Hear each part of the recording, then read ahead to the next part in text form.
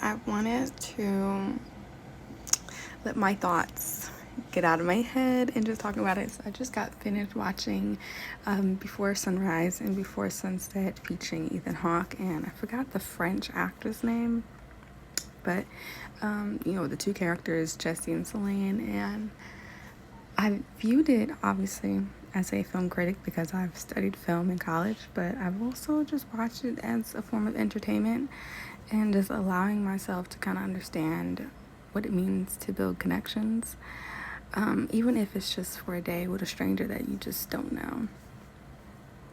And it made me think pretty deep, especially towards the end of Before Sunset, where just kind of you see Celine dancing to Nina Simone, and Jesse's just on the sofa watching her dance, and they're laughing, and Celine is like, baby, you're about to miss that plane.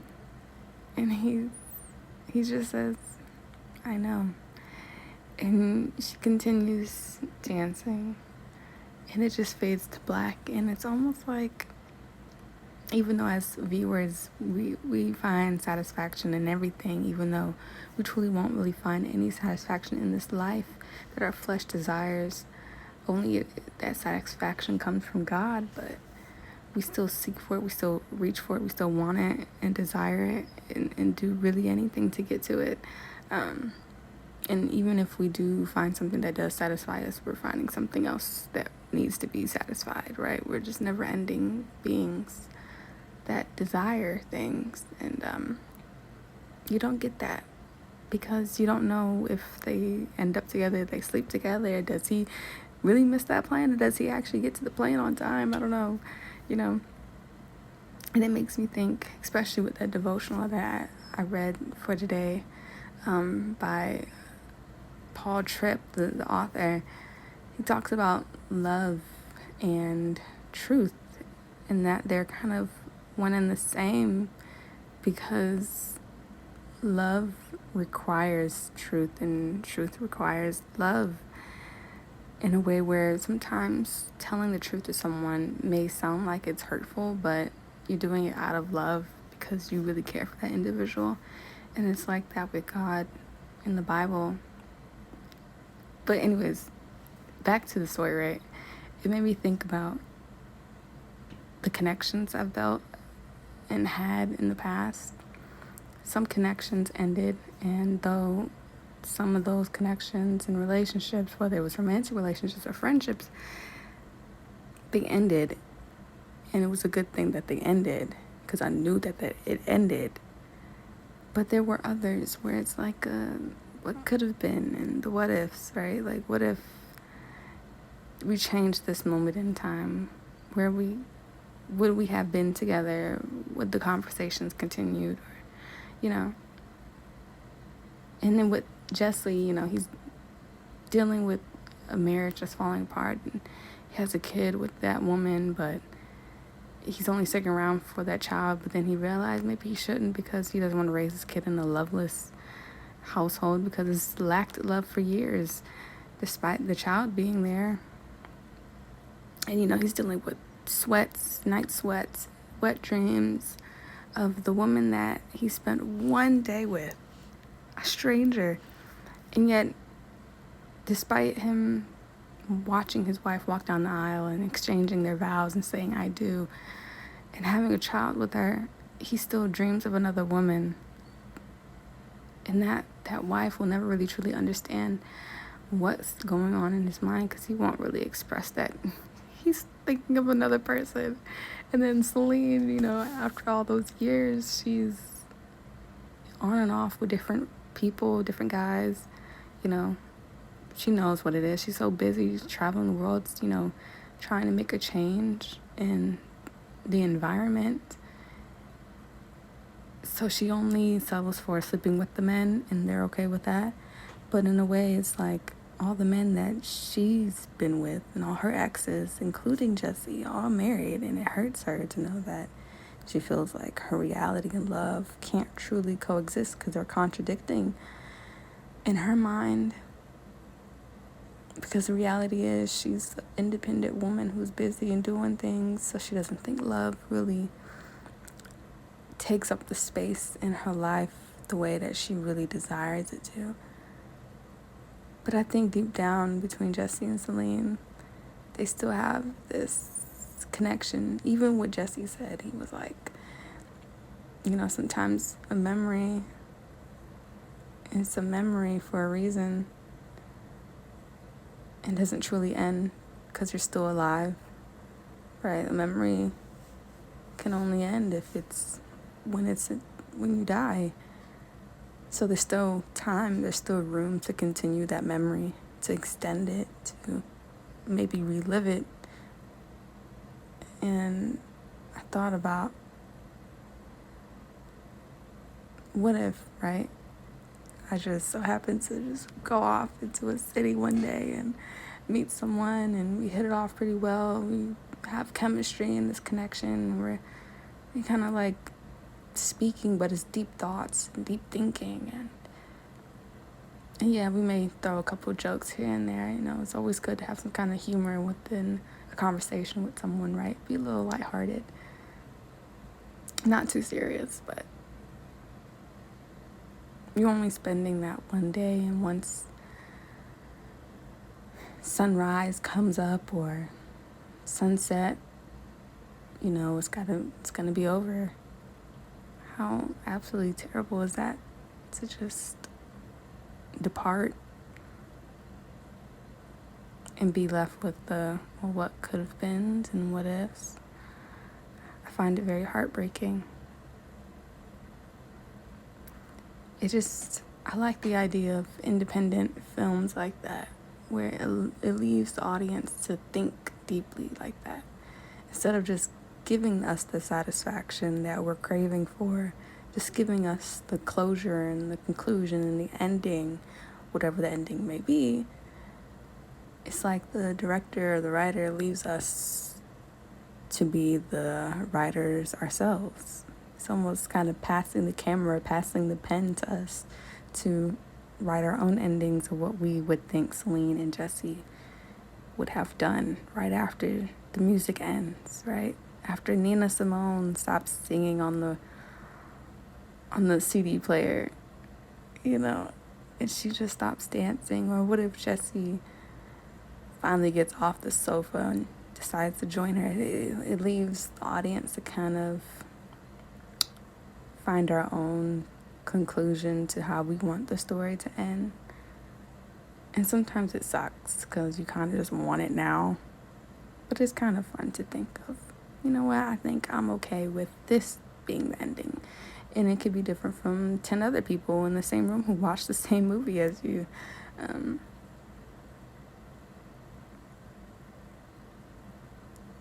In a way, all those relationships and connections I've had dealing with the idolatry of what ifs and holding on to the very moments that I've cherished and the moments that I felt like connection was really real. I still had hope and held on to hope that the story could continue, because the memory never truly died. But the reality is that the moment that me and that person departed, the moment that me and that person ended that phone call, the moment that me and that person never seen each other ever again, or stopped talking, that's when the memory finally ended. That's when the story ended. And I think that's something that a lot of us has a hard time to swallow, with that nuance of love, connection, and chemistry. I truly hope that doesn't happen, where I'm just like still thinking about this person 10 years later, right beside the person that I vowed and said I do's and had 4 kids with. How heartbreaking is that?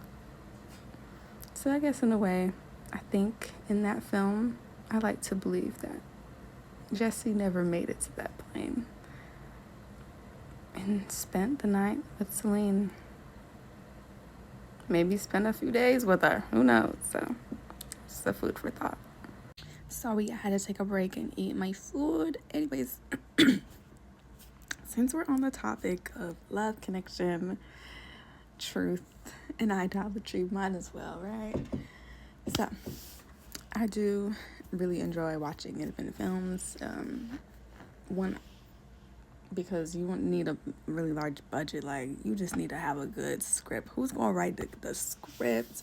We want, the audience to connect with these characters, and I think these two films did a great job at that. I felt very connected, especially with these, long shots of them just walking throughout the city and talking and building on these conversations amongst one another, and sprinkle in a little bit of humor, but also vulnerability of just telling each other deep down, even though it took about 9 years to meet each other again. And then there was also a time where they were both in the same country, same city. They never managed to really cross paths because New York is, New York City pretty big, you know what I'm saying? You up in towns, you feel me? So, I mean, depending on where you at, they didn't have each other's phone numbers, no nothing. Yeah. It would be by the grace of God that they actually cross paths, you feel me? But I digress. It's the fact that I liked the idea of two people talking and getting to know each other and connecting on just more levels than something that's very surface. And I think that's just what today we lack when it comes to dating. Really, I haven't really been courted, so I don't know what courtship really looks like. Don't know what to expect it to look like. But I've come from very worldly environments. Not so much now. I've changed my life for Jesus Christ, amen. But dealing with very worldly men and all that other stuff, everything is very surface level. It's not really deep. And I wish that it was, to meet someone that actually is very intentional about you and want to get to know you.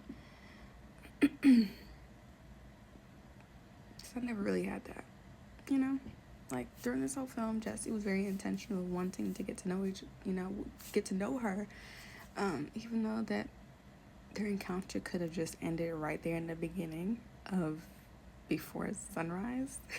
Like, right at the train, they could have just ended. But, he found someone that he thought was very attractive, and he took his shot and, spent the entire day with her. And while she's getting to know him, she's building feelings for him as well. And all those years of not seeing each other and finally meeting up again, 9 years, they still thought of each other. For all those years, they still had one another in the back of their minds, in their dreams. It's like, what? It's crazy.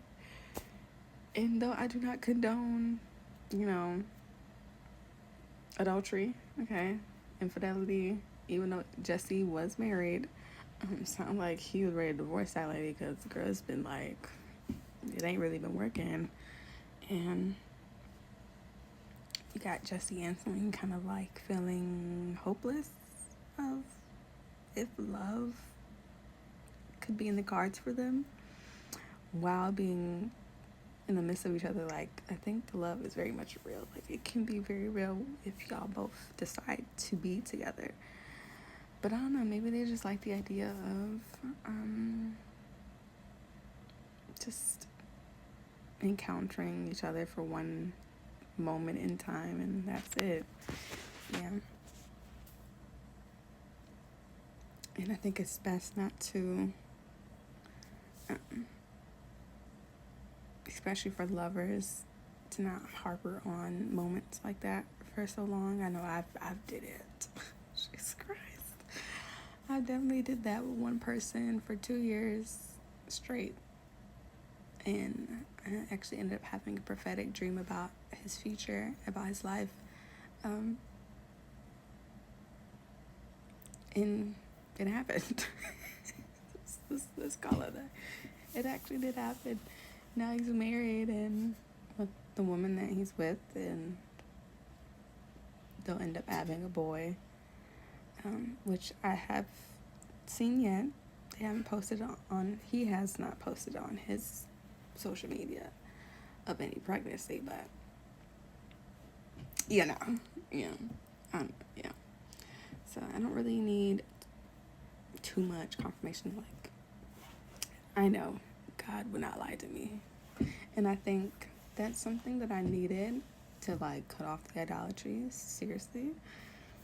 But it's not always just the idolatry of people. Sometimes the idolatry can just be a place. It could be a moment, an experience that you're still holding on to because you cherish it so much and you want it to play out a certain way, even though the reality isn't. You know, it's you gotta be careful with falling in love with the idea of a person or a place or a thing or an experience and moment, because you're gonna be hung up on it and almost disappointed when the truth and the reality of that individual will almost breach through that fantasy in your head about them. I think it's important that for anyone who does deal with idolatry like I do, you gotta be grounded in reality. You gotta stay grounded. It's fun to imagine what love can create between two individuals, but it's just not good for your mental health, for your life, because you kind of almost become stagnant and stuck. You don't really move on with your life because you're still there mentally thinking, oh wow, like what if I end up bumping into this person again? That'll be amazing, you know. We'll just pick up right where we left off, right? But no. Sometimes that departure is just that's that. There's no continuation. That memory is dead. You gotta kill it right then and there. Which sounds so sad. But I mean, if you really deeply desire it with that individual and all like confirmation from the Lord is there that, hey, like this is it, go for it. Don't be no punk. You feel me? Don't be no punk. Just take the risk and do it. Obviously consult with the Lord about it. Make sure you're not trying to get yourself into a relationship with a counterfeit or falling in love with the idea of someone that you created in your head instead of who they really are. And I think that's what I hope for in my life. That whoever my husband is, that I want our time of meeting where we're just, I'm very blunt anyways, so, but I want us to be very honest with each other. Don't get me wrong, it's something fun to show all the good parts about yourself because you are giving a first impression to that person, but I want to see everything, okay? I don't want to just harper on the idea of the version of yourself that you presented to me, because at some point you're gonna show your hand and all those cards are gonna be shown on the table and it's gonna hurt. I've dealt with it with a person in the past, and me and that individual, I do not want to talk to that man. Respectfully, I do not want to talk to that man ever. That's dead, and I know it's dead. That's dead. Anyways, all in all, what I'm really trying to say is I do pray that me and my future husband will be able to like spend time with each other, even if it's for a day, but like if God is telling me this is it and God's telling you this is it with me, trust me, I'm leaving with something. I'm leaving with something. I'm gonna need that phone number, that address, something, social security, something. I'm leaving with something. You feel me? Like, even if it's just for one day, I'm not about to make that mistake the way Jesse and Celine did in that movie. I'm not about to be waiting a whole decade just to meet up with you again. And we already lived all this life and had children and got married and traveled the world. Just to end up right here again. Nuh-uh. The minute God tell me you're mine, okay? I'm your rib, you're my heart, period, bookie. You know what I'm saying? Anyways, yeah, like, I'm not letting that one go. You feel me? Like, and I know how, when Jesse was saying how in the beginning it's like, you're really excited about the love and all that. And as the years kind of go on, it kind of lose a little bit of that spark in the relationship, in the marriage, which can be true. You get really comfortable in it, but that's why you gotta pull a couple tricks out your sleeve, sis. Yeah, you gotta pull a couple tricks out your sleeve. Keep that man on his toes. You feel me? The minute you feel like he getting too comfortable, you do something the unthinkable that he wouldn't even think would happen. You gotta keep a little spontaneity in this. You feel me? I'm talking like I'm an expert at love. Shut up. But I'm just saying, like, if that's the one and you're willing to really work through it and keeping God in the center focus of the marriage and the relationship, you ain't ever gonna lose. You feel me? You feel me? You never gonna lose. You know what I'm saying? Like, God don't play about covenantal marriages, especially the ones that he put together. You never gonna lose. You only gonna lose if you allow God to not be the focus of the marriage ever again. Okay? Anyways, that's besides the point. Just don't allow the idolatry of one moment in time with someone take over your entire life. Like, honey, grow a couple pair of boobs, and handle that. Take the risk. Same for the eyes. Drop your balls. Okay? Take the risk. That's just what it is. Love hurts sometimes. That's the truth. Sometimes the truth hurts, but we do it out of love because we care. If you care about the person, you find that person attractive and you really want to be intentional, go for it. What you tripping about? Unless it's like based on lust, then don't do that. Don't do that. But like, if you really genuinely care, what's really stopping you? Unless God said no. If God said no, don't do it. Don't be dumb and stubborn. God said no. You don't rebel and do the opposite. You listen. You listen. But yeah, I really liked the film. It was cute. It made me think very deeply, and I didn't mean to allow these videos to go on so long. It was just supposed to be a quick little 10 little minutes on, a little thing right there. But, it is what it is. I had a couple thoughts. I have a lot of thoughts every day. I just don't post it. I just write in a diary, or I just talk to God about it. But, yeah, I think I would suggest everyone to watch Before Sunrise and Before Sunset. And it is a really slow-paced film. So for all of my people who are always doom scrolling and needing instant gratification, satisfaction, this may not be the film for you. But if you got a little time on your hands, just sit down. Just listen and watch. Two characters connect. It's nice. It's nice to see. It's healthy. It feels a little healthier than, the regular Love Island and what else? Too Hot to Handle. Love is Blind. You know what I'm saying? It's a lot better. It's different. I like it. It reminds me of one of my favorite urban romance films, Love Jones. It's just connecting, even though it was really based on lust, but I think the intentions were very much there from the both of them. It's just, bad timing and ego. that kind of separated them for at least a year or something like that from Nina and Darius. So I don't know, but I still like it. It's such a, I don't know. Oh, maybe I need to go on an Amtrak train, let out my man. Find my, wait, we're not finding no man. I'm working on it, y'all. Working on it.